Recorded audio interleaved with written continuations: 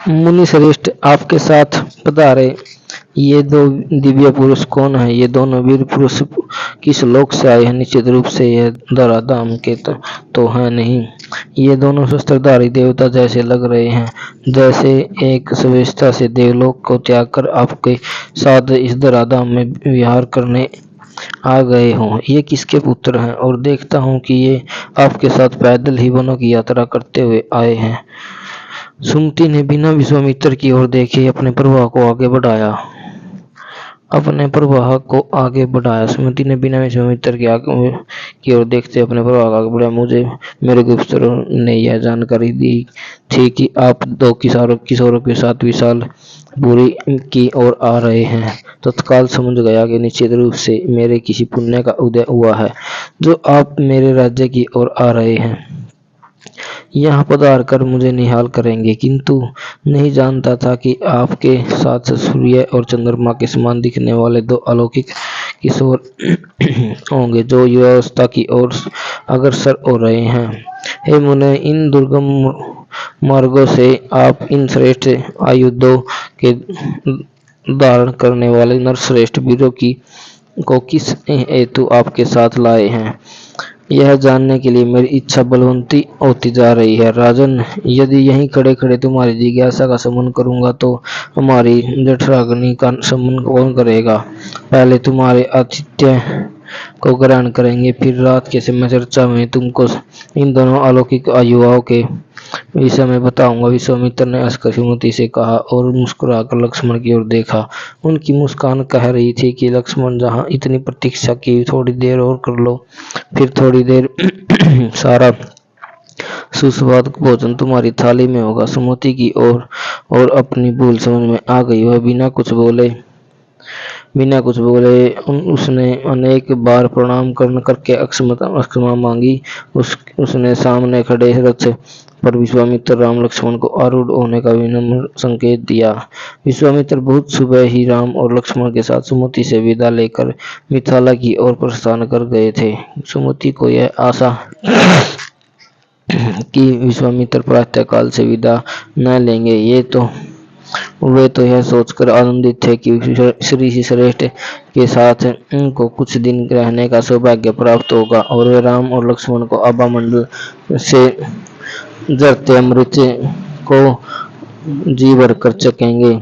किंतु विश्वामित्र की विदाई ने उनकी सभी अभिलाषाओं पर दुतार सात कर दिया। किसी उधेड़ बुन में लगे खो लक्ष्मण विश्वामित्र ने अब तक चल रही मौन यात्रा को शब्द दिए। मैं सोच रहा हूँ कि सुमति जैसा राजा हमने अपने जीवन में पहले कभी नहीं देखा। यह राजा या वही भगत के वेश में राजा, या राजा के वेश में भगत। वह आपका सम्मान कर रहा था, यह तो समझ आती है, किंतु हम तो उसके समक्ष बालक ही थे। हमसे उसने ऐसा क्या देख लिया कि वह हमारी प्रति अपार भक्ति भाव से भर उठा। मैं यह नहीं कह रहा कि सुमति के शब्द कृत्रिम थे। वे शब्द हृदय की गहराइयों से अद्भुत हो रहे थे। किंतु क्यों हम वैसे ही राजकुमार हैं जैसे सभी होते हैं? क्या यह उनके स्वागत करने का शिष्टाचार था? अभी तुमने स्वयं इस बात की पुष्टि की कि सुमति के शब्द उनके हृदय की गहराइयों से उद्भूत हो रहे थे। इसके बाद तो कुछ कहना शेष ही नहीं रह जाता, फिर संदेह का कोई अवकाश ही नहीं रह जाता। विश्वामित्र बोले, हो सकता है सुमति तुम में वह खिला हुए फूल अभी से देख पा रहा हो जो तुम्हारी नियति हो। एक ही पदार्थ को संसार भिन्न भिन्न दृष्टियों से देखता है। लक्ष्मण विश्वामित्र शून्य में देखते हुए आगे बढ़ रहे थे। शून्य में बोलते हैं वे लक्ष्मण को सुना रहे थे। एक व्यक्ति गंगा को एक मात्र बहता हुआ पानी कहकर उसके साथ व्यवहार करता है और दूसरा उसके जल को अमृत और गंगा को माँ कहकर नाच उठता है।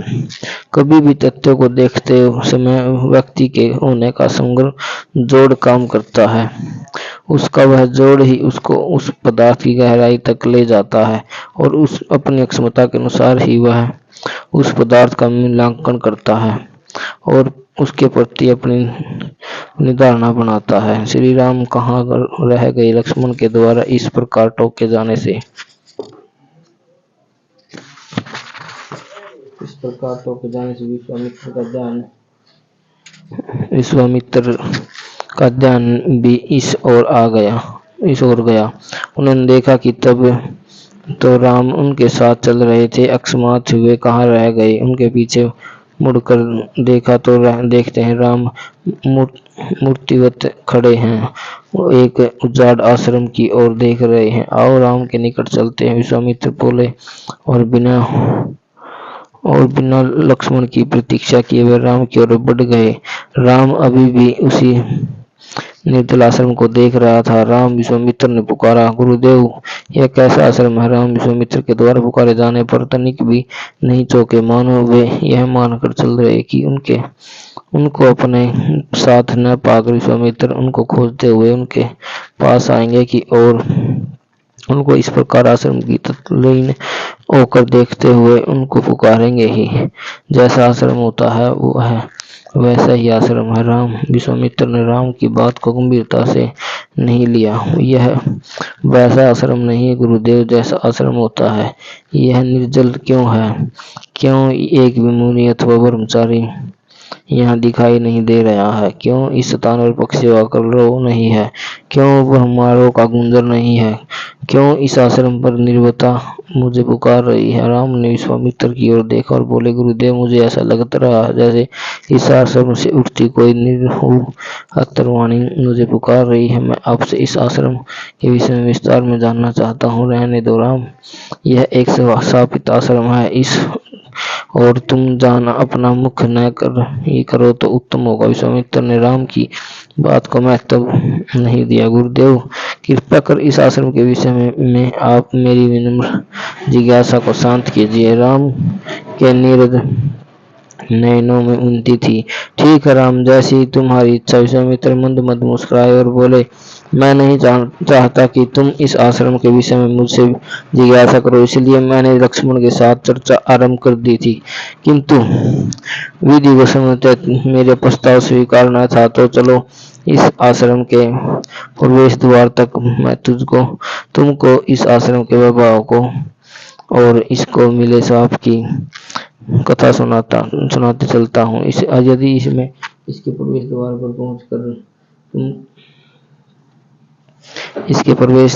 पर पहुंचकर तुमको यह लगे कि तुमने यहाँ पर आकर भूल की है तो हम वापस लौट आएंगे। गुरुदेव, जब आप कथा कहने पर भी आ गए हैं तो मेरी ध्यान रखिएगा, मुझे नीरस वक्तव्यों में वो कोई रुचि नहीं है। आपने अभी कथा कहा है तो कथा का गुण, धर्म और रोचकता होती है, यह बनाए रखिएगा। लक्ष्मण ने हाथ जोड़ दिए। अच्छे साधक और सिद्ध मेरे निकट आकर महागंभीर हो जाते हैं। उनको लगता है कि वे ब्रह्म ऋषि के निकट आ गए हैं तो अब उनको गंभीरता की चादर ओढ़ लेनी चाहिए, किंतु तुम अपवाद हो लक्ष्मण। तुम मेरे ब्रह्म ऋषि होने से तनिक भी आतंकित नहीं हो। तुम्हारा आस प्रयास और जीवनता एक खिले हुए पुष्प के समान सुगंधित है। विश्वामित्र ने लक्ष्मण की पीठ ठोकी। कल से मेरे अहंकार को आप पटकनी देते आ रहे हैं। जो अभाव रह जाता था उसे श्री राम पूरा कर देते थे, किंतु आज आपने मेरे अहंकार को पूर्ण भोजन देकर संतुष्ट किया है। आपका आभार गुरुदेव। लक्ष्मण ने रंगमंच के अभिनेता के समान अपना संवाद बोला। विश्वामित्र ने लक्ष्मण के संवाद पर टिप्पणी नहीं की। गंभीर गति से उनके पग उस उजाड़ आश्रम की ओर उठ गए। राम और लक्ष्मण भी उनके साथ हो लिए। यह आश्रम किसी समय गौतम ऋषि का हुआ करता था। यह आश्रम बहुत विस्तृत क्षेत्र में फैला था। जितना विस्तृत था उतना ही दिव्य भी था। दिव्यता ऐसी थी कि देवता भी इसकी प्रशंसा करते नहीं थकते थे। इसमें आकर पूजा करने को अपना सौभाग्य मानते थे। गौतम के तप से शासित पति इंद्र भी अप्रभावित हुए बिना नहीं रह सका। था। सहसा विश्वामित्र किसी अन्य लोक में प्रवेश कर गए। उनका शब्द जैसे त्रिकाल लग हो उठा। इंद्र अपने सिंहासन पर विराजमान था। कुशल कलाकारों का संगीत उसे रिझा नहीं पा रहा था। इन मदिरा और अप्सराओं की कामुक भावभूमिकाएं ही उसे उत्तेजित कर पा रही थी। वह बहुत ही ऐसा अन्यमस्मक मुद्रा में अपने सिंहासन पर बैठा अपने उत्तरीय व्याकुलता के स्वाद घूमता जा रहा। तभी उसकी दृष्टि पानशाला में प्रवेश करते चंद्रदेव पर पड़ी। इंद्र ने तत्काल संगीत सभा विसर्जित कर दी और सबके जाने के बाद उसने संकेत से चंद्रदेव को अपने निकट बुलाया। चंद्रदेव इंद्र के निकट कर एक आसन पर आकर बैठ गए। क्या समाचार है? चंद्र की व्याकुलता अब और प्रतीक्षा नहीं कर सकी। समाचार यह है कि गौतम ने एक विशाल यज्ञ का आयोजन किया है।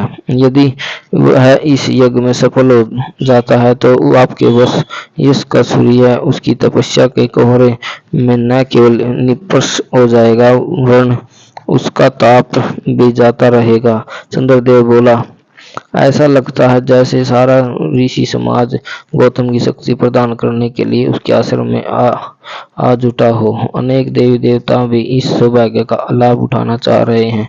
यदि गौतम का यह तप भंग नहीं किया गया तो वह दिन दूर नहीं जब वह स्वयं को इंद्र के सिंहासन का अधिकारी घोषित कर दे। मुझे ऐसे में क्या करना चाहिए? इंद्र बोला, क्या अप्सराओं को उसका तप भंग करने के लिए भेजूं? यदि आप ऐसा करेंगे तो आपकी अप्सराएं गौतम के तप के प्रभाव से साध्वी बन जाएंगी।